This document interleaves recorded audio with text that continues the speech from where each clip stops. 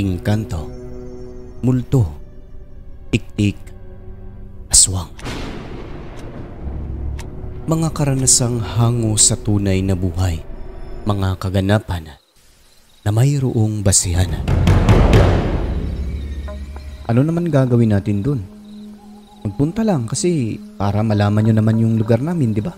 Maganda dun. Maraming pwedeng gawin. Maligo ng talon, mamingwit, gumalas sa gubat. Kung mahilig din kayo sa mga ganyan. Tol, sino yung babae na yun?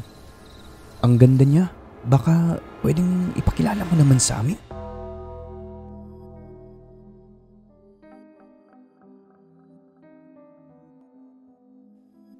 Sa ngalan ng pag-ibig, kahit alam mong may peligrosong dala ito, walang kahit na sinong makakahadlang. Gagawin at gagawin ang lahat. Makamtan lang ang inaasama-sama. Magandang araw o gabi sa inyo. Ako nga pala si Kabalyero at mayroon akong ibabahaging kwento. Bago ang lahat, huwag kalimutang mag-subscribe bilang suporta.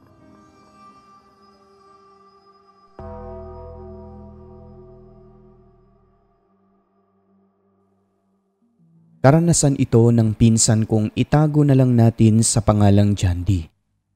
At narito po ang kanyang buong kwento. Good day, Sir Alex. Ibabahagi ko lang itong aking karanasan na nagdulot ng takot sa akin noong panahon na mangyari ito. Mayroon akong kaibigan sa baryo namin na tawagin na lang natin sa pangalang Gino. Nagtatrabaho siya noon sa isang bigasan. Naging kaibigan namin siya dahil sa marunong din po itong manggupit. Hindi nagpapabayad, marunong makisama sa mga katulad niya o mga kaedad. Tatlo kaming magkakaibigan ng laging magkakasama at nagkukwentuhan noon tuwing gabi sa tabi ng kalsada. Naging malapit kaming magkaibigan. Si Gino, ako at yung isa na si Michael. Sina Michael ay dayo lang din po sa lugar namin. Nag-aarkila lang sila ng bahay noon. Isang araw, habang nagkukwentuhan ay inanyayahan kami na magtungo sa lugar nila Gino na bundok. Ano naman gagawin natin dun? Tanong ko sa kanya. Magpunta lang kasi para malaman nyo naman yung lugar namin, di ba? Maganda dun. Maraming pwedeng gawin. Maligo ng talon, mamingwit, gumalas sa gubat. Kung mahilig din kayo sa mga ganyan. Okay naman ako pero mas okay kung may mga dalaga na pwede nating pormahan doon. Sus, dalaga lang pala hanap mo. Marami din sa amin yan, Jandy. Magaganda, inosente at malalawak pa ang lupain. O talaga? Pagkarinig ko sa sinabi ni Gino, ay malaki ang ngiti namin ng kaibigan kong si Michael. Sa isip-isip namin noon, baka doon na kami magkaroon ng kasintahan kasi iniisip namin madali lang mapasagot ang mga babaeng taga-bundok. Kaya agad-agad noon, nagplano kaming magkakaibigan na magtungo sa lugar nila Gino. Nagpaalam na siya sa kanyang amo at pumayag naman.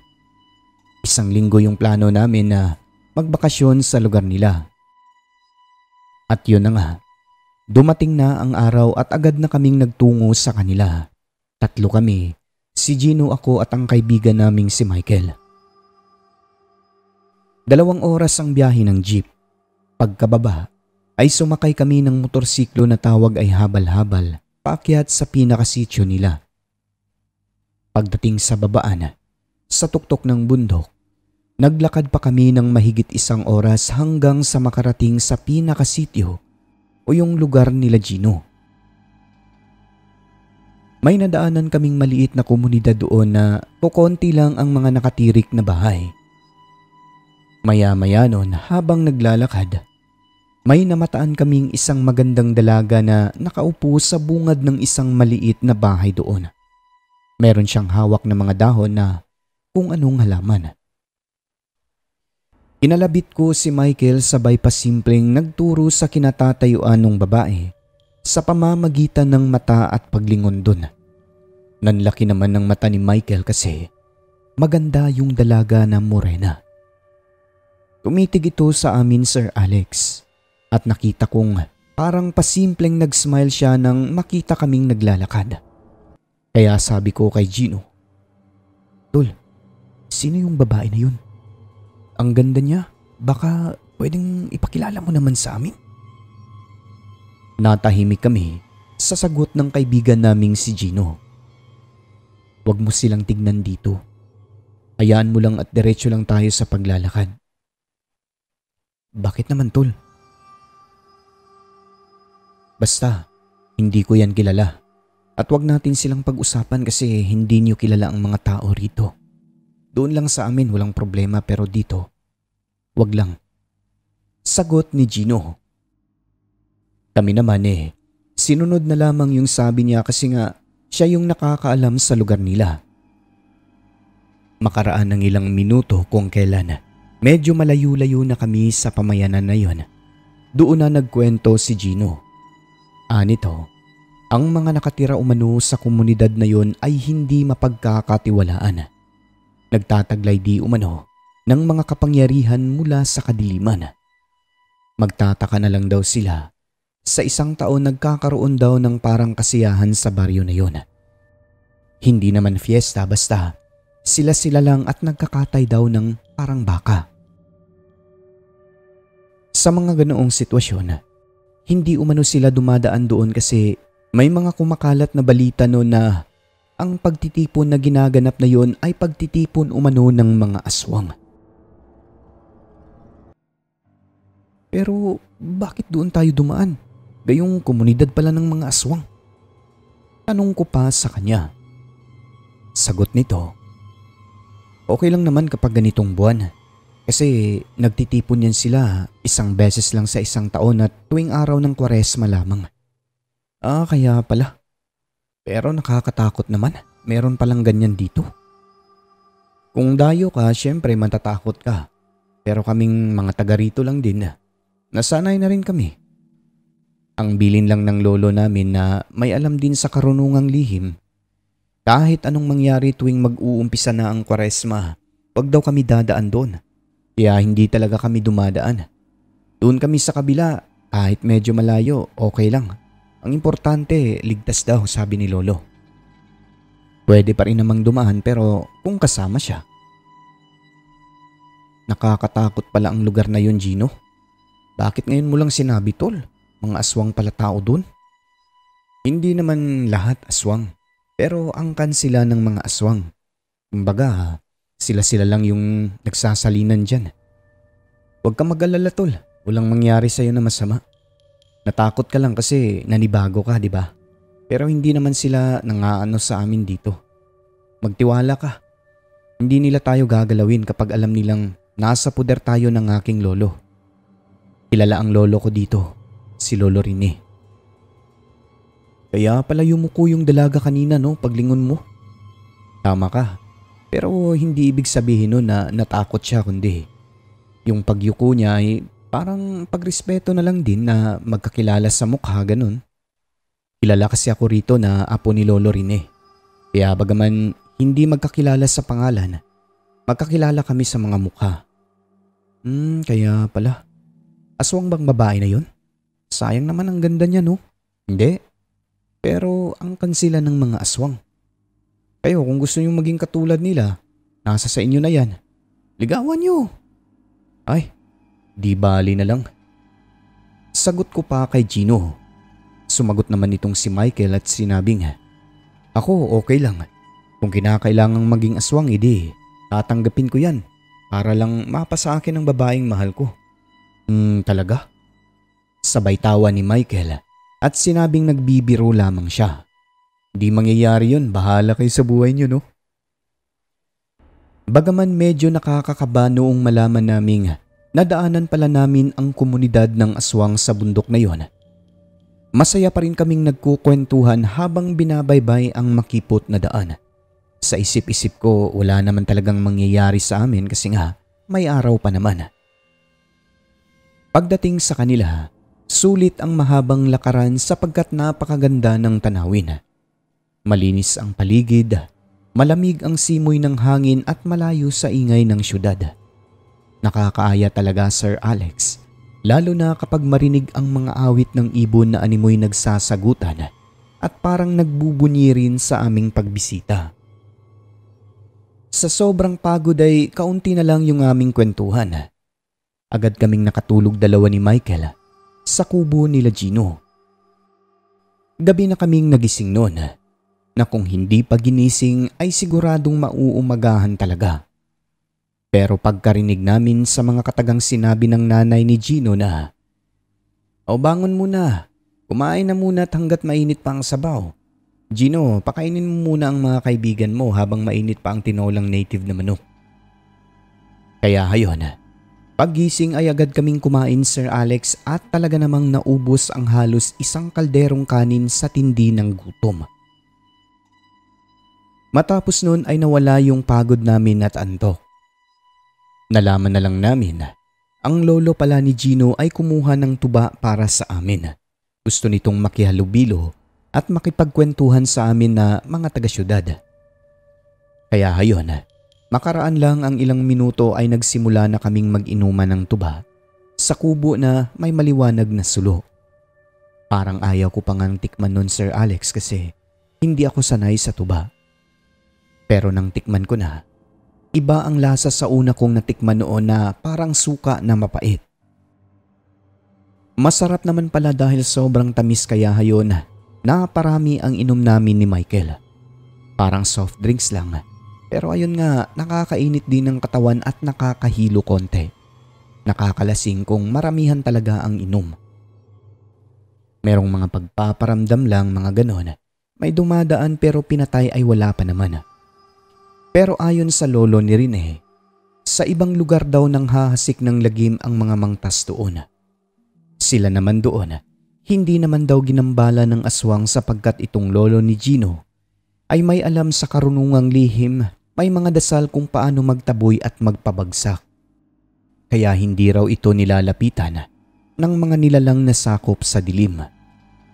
Itong si Michael naman ay panay tanong tungkol sa morena at magandang babaeng nadaanan namin doon. Binalaan ito ni lolo, wag na magtangkang manligaw sa mga miyembro ng pamilya doon sa komunidad kung ayaw maging kauri nila. Ngumiti naman si Michael at sinabing hinding-hindi mangyayari yon. Habang nagkokwentuhan kami, Sir Alex, maya-maya ay napatingin si Lolo Rene sa ibabaw namin o doon sa bubong at nagsenyas na huwag maingay. Pinatay niya ang sulo at sinabing may narinig daw siya na umaaligid na aswang doon na parang nakikinig sa aming pinag-uusapan. Nakakatakot talaga kasi nga hindi kami taga roon. Di nagtagal, narinig din talaga namin ni Michael ang huni ng kikik na paikot-ikot lang sa ibabaw. Maya-maya pa, nagbulong ng mga orasyon ang lolo niya, inihip sa itaas. Sa maniwala kayo o hindi, Sir Alex, meron pong nahulog sa mga sagingan na kung anong ibon dahil narinig namin ang pagaspas nitong tumatama sa mga puno ng saging at mga dahon. Pagkatapos, nagsalita ang lolo niya at sinabing, "Alam kong taga doon ka. Umuwi ka na oy, huwag kang makinig sa pinag-uusapan namin. Mga bisita ko ito. Umuwi ka na ha at huwag kang bumalik. Huwag kang manakot dito." Matapos niyang magsabi ng ganon, ilang sandali pa, nakarinig na lamang kami ng huni ng wakwak na papalayo. Bagaman nakakatakot ang eksena na yon, nakakamangha ang abilidad na ipinakita ng lolo ni Gino. Sa ginawa niya, ramdam namin na ligtas kami sa puder nila. At yun na nga po, sir. Kinabukasan nun ay dinala kami ni Gino sa lugar na magaganda. Nagtungo rin kami sa mga kasityo nilang merong mga dalaga kasi nga yun ang pakay namin doon. Ngunit sa kasawiang palad, wala po akong nagustuhan doon. Nagbago rin kasi ang aking isipan dahil kako napakalayo ng lugar nila. Paano na lang kung magkaroon ako ng kasintahan doon? Maghihiwalay din panigurado kasi nga bundok ang lugar nila. Hindi ko kaya na dumaan sa komunidad ng mga aswang. Ganon din ang sabi ni Michael, kaya yun. Pareho kaming umuwi ng hindi nagkaroon ng kasintahan. Yun kasi ang pakay namin doon, kaso yun nga, maraming hadlang. Ganon pa man, masaya ang pagbakasyon namin kina Gino. Naghalo-halo nga lang ang emosyon, katatakutan, pagkamangha at kasiyahan. Sa pag-uwi namin sir ay hinatid kami ng lolo at tatay ni Gino. Nang dumaan sa komunidad ng mga aswang, bawat taong nadadaanan namin doon, lalo na mga matatanda, ay tinatanguan talaga ang lolo at tatay ni Gino. Yun ay palatandaan na kilala talaga sila sa lugar na yon. Tumatango rin ang dalawa bilang ganti at respeto. Sa aming pagdaan, muli ay aming nasilayan ang isang magandang morenang babae. Napatitig talaga kami, lalo na si Michael, na halos hindi mahiwalay ang mata sa dalaga nang magbato ito ng nakakaakit na titig at ngiti sa amin. Sobrang ganda talaga at napakaamo ng mukha. Muli ay sinabihan kami at pinaalalahanan ng lolo ni Rene. Sa iba na lang daw na babae, wag doon kung ayaw maging kauri ng mga nakatira sa komunidad na yon. Nakauwi kami ng ligtas at maayos sa aming lugar at nakabalik na rin si Gino sa kanyang trabaho. Makalipas ang isang buwan, umuwi si Gino sa kanila at laking gulat na lamang namin nang makabalik siya sa trabaho na mayroong dalang balita. Kaya pala ilang linggo na naming hindi makita, makasama dahil itong kaibigan naming si Michael ay nakita niya umanong nandoon na sa komunidad ng aswang. Bumalik pala talaga siya doon at niligawan siguro yung babae kaya naging parte na siya sa pamilya na yon. Kaya pala madalas magtanong sa lolo ni Rene tungkol sa lugar na yon ay dahil may binabalak pala siyang gawin. Nagkagusto pala talaga ito sa babaeng morena kaya kanya talagang binalikan at siguro'y niligawan. Sabi ni Gino, nais niya man itong lapitan para sana kausapin ngunit umiiwas daw sa kanya. Hindi kami makapaniwala na bumalik pala talaga siya para sa babaeng nakikita naming maganda doon. At hindi kami makapaniwala na magagawa iyon ni Michael. Pero hindi mo rin masisisi ang isang tao kasi nga kanya naman yung desisyon. Sabi nga nila, kung pag-ibig na ang pinag-uusapan ay wala talagang makakahadlang. Kaya doon na rin siya nakatira dahil naging parte na siya ng pamilyang sinasabing mga angkan ng sakop ng dilim sa komunidad ng mga aswang.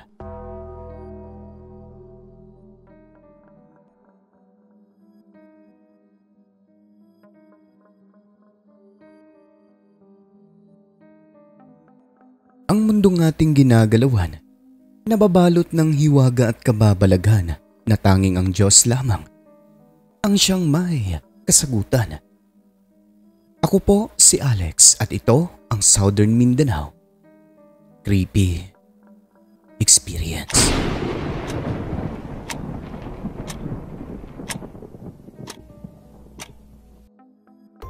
At ngayon ay madako naman po tayo sa ating membership shoutouts mga kaibigan. Binabati ko unang-una si Cheng's Channel nag-rejoin. Maraming salamat po. 13 months member na. Kay Kabang Lead Vlogs Official, ayan, thank you sa pag-join ma'am. Kay Story Hike Subtotski, 33 months member na. Kay Jaber Amin Dato, bagong join din, thank you sir. Kay Luis Elmido na 23 months member na. Mr. L na 1 month member na rin, no? Kay Jeffrey Bunyad, 22 months member na. Al Fernando, 3 months. Kay Rose Kim na 14 months member na. Rancid Horror Stories 4 months. Kay Mike na 30 months member na, no? Susana Dorn, ayan, 4 months. Kay Samantha Cruz na 4 months member na. Rosary Jayarante 6 months. Kay Esmeralda Jucares na 11 months member na. Jonizil Alviola 24. Kay Jim Similia na 28 months member. Last but not the least kay Madam Christine Olzon, 48 months member na, no? Ayun, maraming salamat po sa walang sawang pagtangkilik sa ating munting programa mga kaibigan.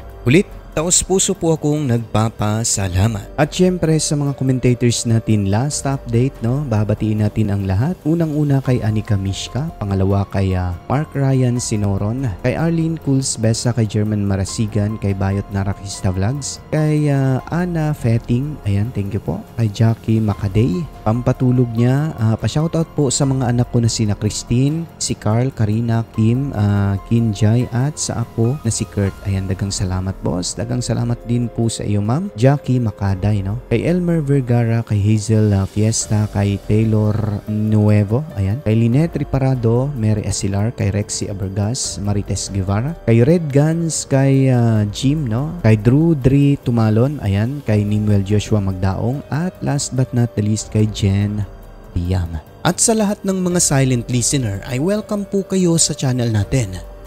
Pumasok na po kayo at i-hit ang subscribe button. Siyempre, huwag niyo hong kalimutan ang notification bell upang updated kayo sa mga bagot nakakasabik nating mga kwento. Muli po mga kaibigan, maraming salamat po sa mga suporta nyo. Huwag kalimutang tumawag sa taas. I love you.